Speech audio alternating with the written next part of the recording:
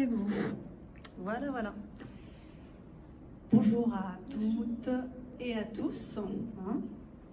Je suis ravie de vous avoir cet après-midi pour une grande causerie, j'espère. J'espère que ça va être intéressant pour vous, que ça va vous plaire. Donc, ravi, R-A, accent circonflexe et vie. L'être solaire, je pense que quand on est ravi, c'est parce qu'on aime mettre de la lumière sur certaines choses. Et je considère qu'avec la langue des oiseaux, j'ai réussi à me réapproprier quelque chose qui m'a fait beaucoup de bien ces dernières années, et je me rends compte qu'il fait aussi beaucoup de bien à ceux qui peuvent l'apercevoir et l'entendre. Qu'est-ce que c'est que la langue des oiseaux? La langue des oiseaux, alors déjà il faut savoir que quand j'ai commencé à la pratiquer, à l'utiliser donc sur les réseaux sociaux, c'est quelqu'un qui a, donc c'est l'art de découper les mots en fait pour donner un autre sens aux mots, pour donner plus de profondeur.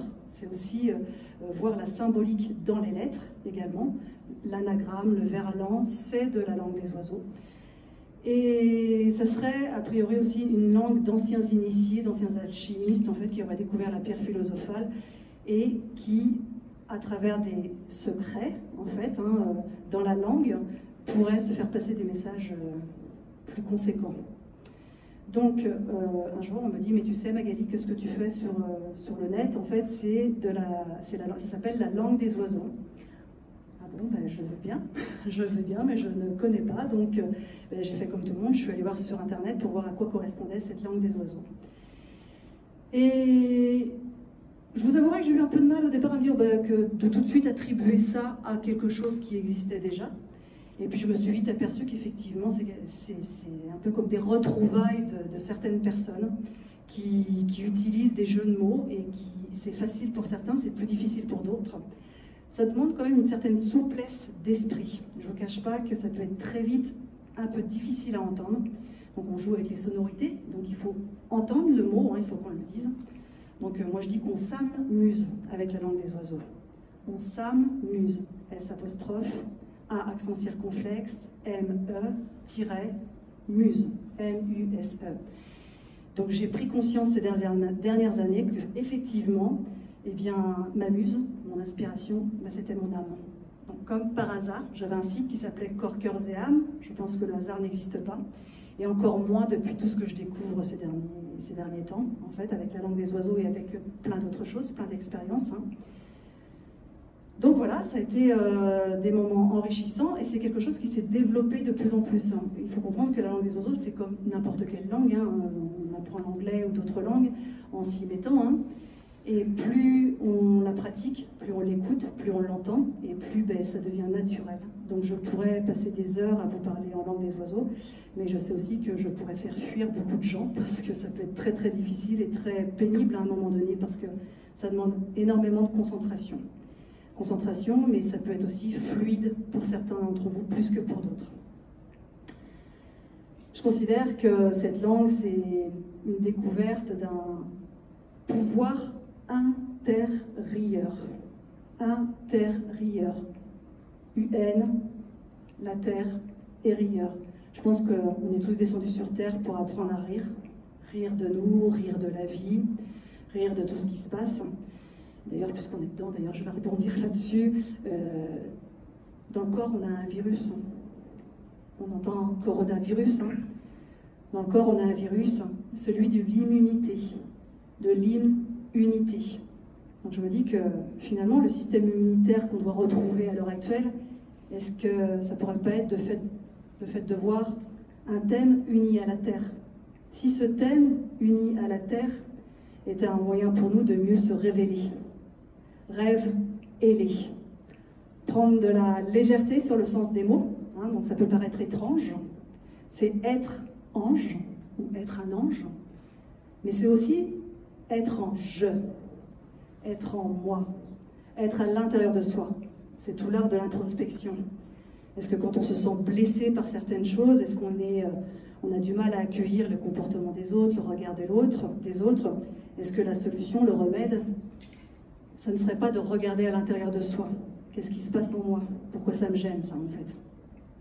Donc, être ange, être un ange, c'est peut-être développer un peu ses ailes, hein, c'est reconnaître peut-être un petit peu ces petites ailes qui peuvent nous amener un peu de légèreté sur le sens de la vie, sur la maladie. D'ailleurs, on en parle, hein, la maladie. Vous avez peut-être probablement déjà entendu ce mot-là, hein, maladie.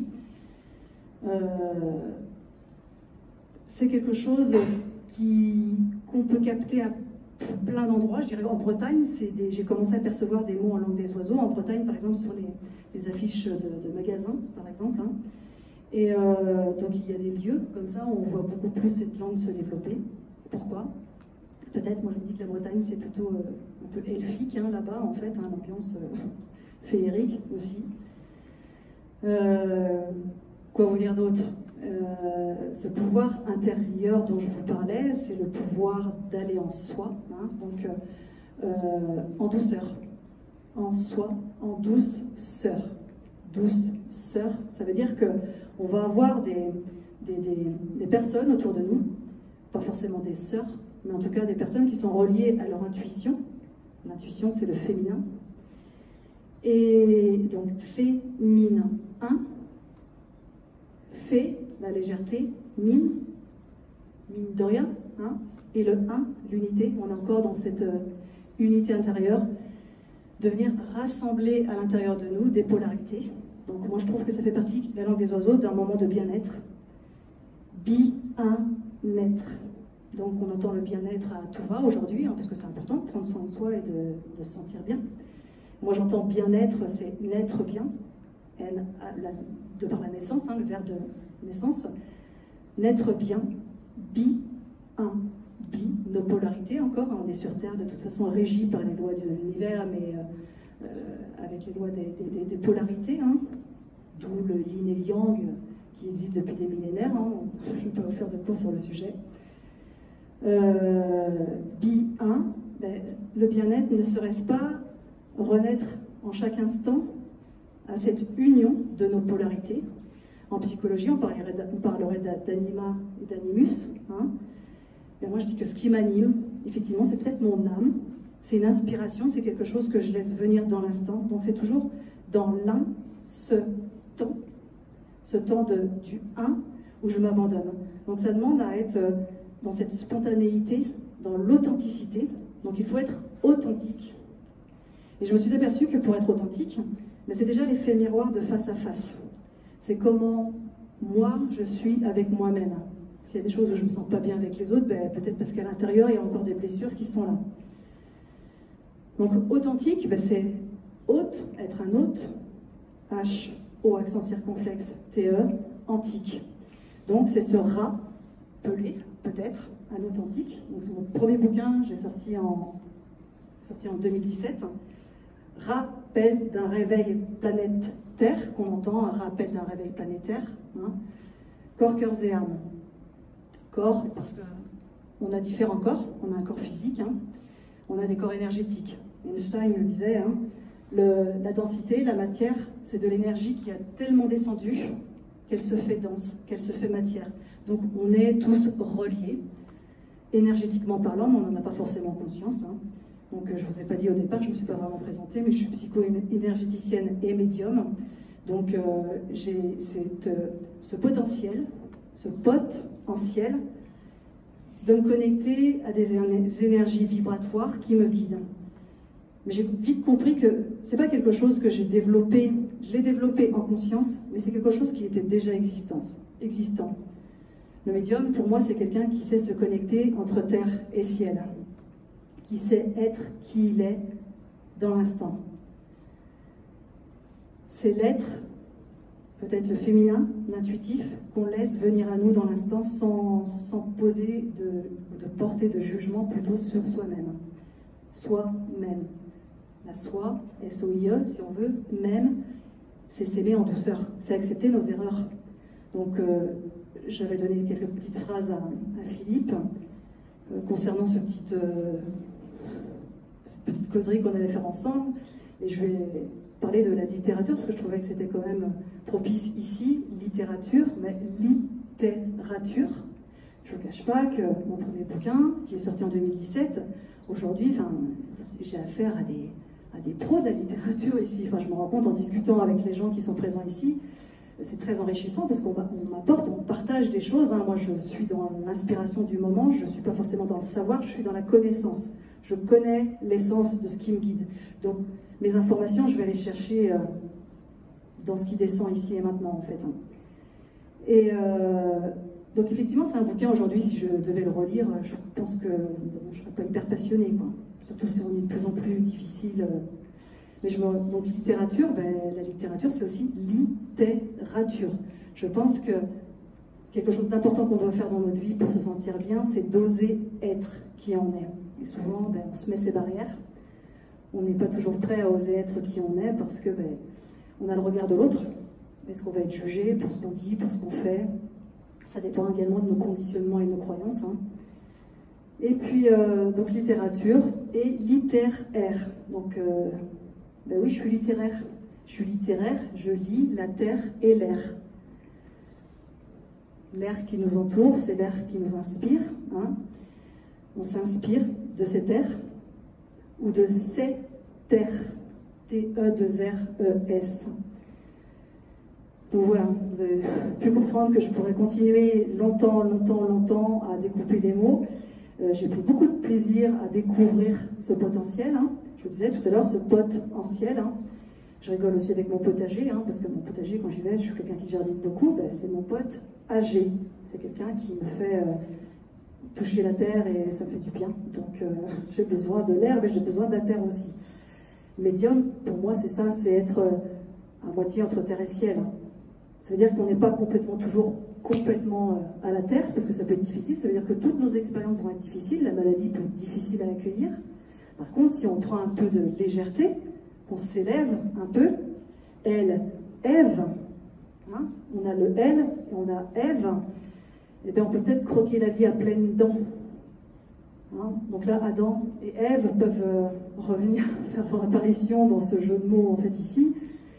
Mais prendre de la légèreté sur le sens de la vie, donc sur la maladie, par exemple, aussi comprendre que parfois on est malade parce qu'il y a des choses qui s'expriment, le corps il est parfaitement intelligent. Donc on a un corps, dans le corps on a un virus, effectivement, qui peut nous amener à être plus conscients de ce qui se passe dans notre corps en fait. On devrait faire totalement confiance à notre corps et se dire que parfois si on tombe malade, c'est qu'il y a une raison d'être. Notre corps il sait qu'il a besoin d'évacuer quelque chose. Donc il y a une grosse part d'acceptation. Donc j'ai plaisanté, non pas pour me moquer du coronavirus, hein, quand ça m'est venu tout seul, hein, mais plutôt pour faire prendre conscience que c'est important aussi d'accepter la maladie, d'accepter que le corps y parle, et que parfois quand on est malade, ça a une raison d'être. Et c'est d'autant, alors je suis une ancienne soignante, j'ai travaillé pendant plusieurs années dans un bloc opératoire, donc dans un domaine pluridisciplinaire, donc des gens qui sont venus se faire opérer suite à des maladies ou des accidents, j'en ai vu un paquet. Et quand on prend le temps de discuter avec les personnes et d'amener un peu de recul sur le sens de la maladie, je me suis aperçue que ça aidait beaucoup les gens en fait, de prendre conscience que la maladie n'était pas arrivée par hasard dans leur vie. Ça leur permet de voir la vie autrement. Permet de voir la vie plus merveilleuse, peut-être. Permet. On parlait tout à l'heure avec Muriel Tringard, Philippe, quand tu faisais la présentation du repas, de la nourriture. Moi je découpe le père, P-E accent grave R-E, et le mais, qui est peut-être le repas qu'on doit aussi, dont on doit se nourrir. Nous, N-O-U-S, rire. C'est rire de nous, en fait, parce que moi j'ai pris conscience que... Mais qui on est, en fait, pour pouvoir percevoir autant de subtilités, sachant que la langue des oiseaux, je ne vous ai pas précisé, mais elle existe dans toutes les langues, en fait. Dans toutes les langues, on peut couper les mots pour donner une autre profondeur. On peut même les mélanger, d'ailleurs. Hein. Moi, je vais vous dire merci, peut-être à la fin, et merci, il y a la mer, la maman, et puis si, S-E-A, l'océan, la mer, en anglais. Hein. J'ai perdu un peu le cours dans mon truc là, mais c'est pas grave, ça va revenir, je fais confiance, ça descendra comme il faut. Oui, je disais qu'on faut aussi se permettre d'être merveilleux. Permettre. On peut être maître de soi-même parce qu'on aime être qui on est, tout simplement. Et je pense qu'en tant qu'humain, on a tendance parfois un peu à se faire du mal, à s'auto-flageller, à se dire que c'est pas bien, qu'on va trouver toujours des bonnes excuses, à être tout le temps dans le mental, en fait, à se dire ben non, ça c'est pas possible, c'est pas vrai.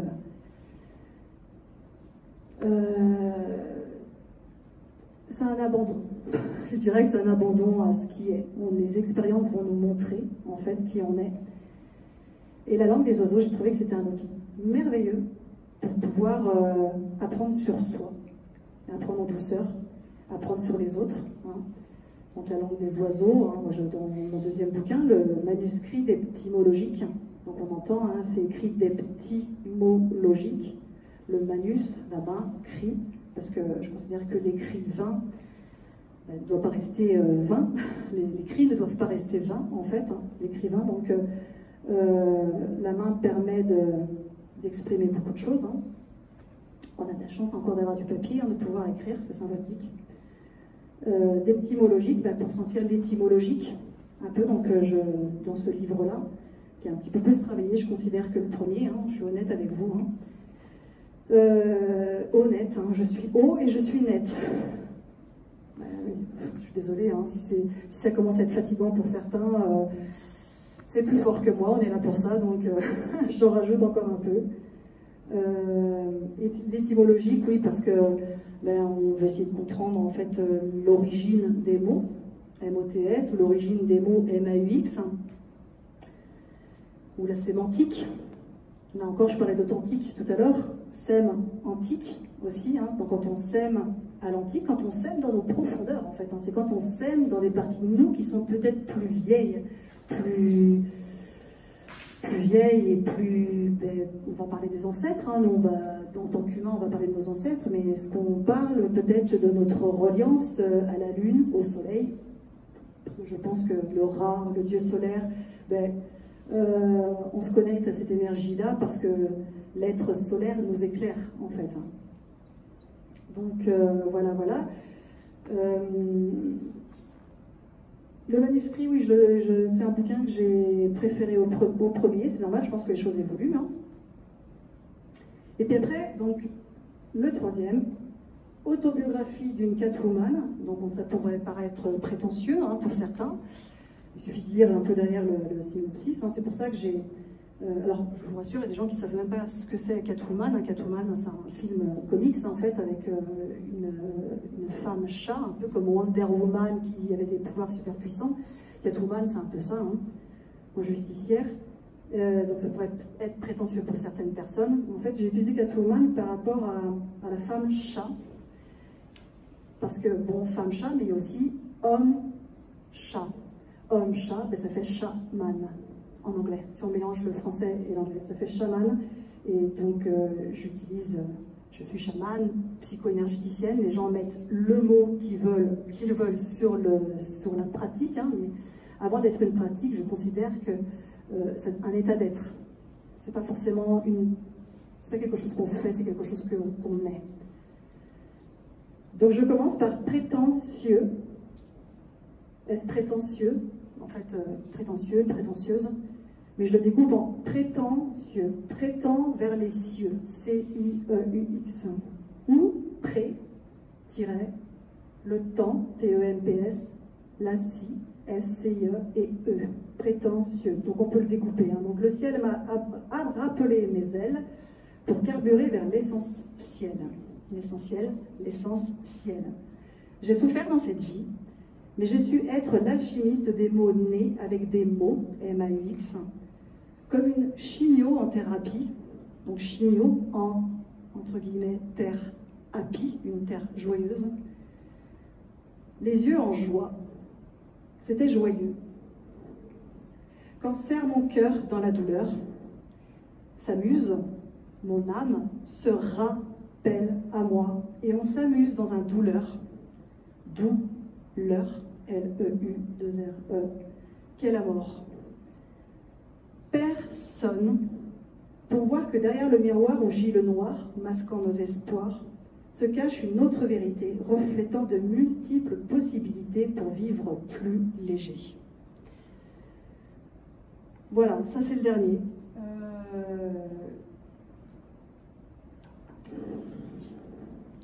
Je lâche le crayon parce que je n'ai pas l'air d'écrire. J'avais prévu d'écrire et... Comme ça, il... Ouais, merci. Vous avez compris, ça pourrait durer très très longtemps. Laissez venir ce qui vient ici dans l'instant. Si, quelque chose d'important, c'est les mots « je ». Ça, il ne faut pas que je l'oublie, je l'avais marqué en plus dans le départ. Les mots, on habite dans les Mauges. Hein. Les mots « je ». Donc M-O-T-S-J-E. Ou alors ça peut être aussi les mots « je », M-A-U-X-J-E. Hein. Donc les Mauges ont été considérés à une époque comme une partie qui n'était pas très très facile à vivre en fait. Hein. Ça a été démenti par certains hein, au niveau de l'histoire. Mais ça laissait entendre qu'il y avait eu beaucoup de souffrance en fait ici. Peut-être lié au conditionnement qu'on peut avoir, les croyances. Hein, on est dans une partie quand même en France où il y a la religion a beaucoup d'importance. Hein. Et donc moi la religion, bon, ben, voilà, je suis allée à la messe, à l'église, hein, j'ai fait un peu de catéchisme, mais j'ai jamais vraiment plongé pleinement dedans. Mais j'ai compris beaucoup de choses grâce à la langue des oiseaux par rapport à la symbolique des mots. Et il y a une chose que j'aime bien marier, c'est marier, je marie j'ose et fais. Je marie Joseph, hein, je marie j'ose et la fée, marie j'ose et fée. Et ben, l'enfant Jésus va naître, en fait. C'est-à-dire qu'à partir du moment où j'ose, dans la légèreté, certaines choses, parce que c'est pas si évident que ça, en fait, de s'abandonner à des conférences. Alors, j'ai déjà fait des conférences dans des domaines plus en tant que psycho-énergéticienne, mais là, c'est une première avec des personnes qui sont beaucoup plus littéraires que moi pour certaines, qui ont beaucoup plus de savoir, je dirais, entre guillemets, hein. Mais j'ose, et je le fais avec légèreté. Donc, Joseph, pour moi, c'est ben, j'ose et je fais. Et je fais ou j'ose en fait avec légèreté. Avec mes petites ailes étranges, en fait, qu'on ne voit pas, mais qu'on a tous. Hein. On a tous ces petites ailes chez nous qu'on demande juste à déployer. Hein. Il faut juste le reconnaître. Renaître à ça, en fait, à soi-même. Donc l'enfant Jésus, hein, l'enfant je suis, peut-être. Hein, si je rajoute le i, c'est pas l'enfant Jésus, c'est je suis, c'est être dans sa présence. Donc j'ai pris conscience que la religion, en fait, ce qui nous amène tous à voir l'infiniment grand ou croire en Dieu, pour moi Dieu, dans un des bouquins, c'est dit-eux, hein, ça veut dire qu'à partir du moment où on voit les autres en chacun de nous, eh ben, on se sent tous reliés les uns aux autres, tout simplement. Donc voilà, donc c'est une grande et belle aventure qui peut, comme je vous l'ai dit, être difficile à entendre, hein, surtout que ben, parfois l'esprit a un peu de mal à faire preuve de souplesse par rapport à ça. Ça demande à s'ouvrir, ouvrir, donc ça veut dire aussi ben, jouer de la vie et on s'amuse, hein, tout simplement. Voilà, est-ce que vous avez des questions ?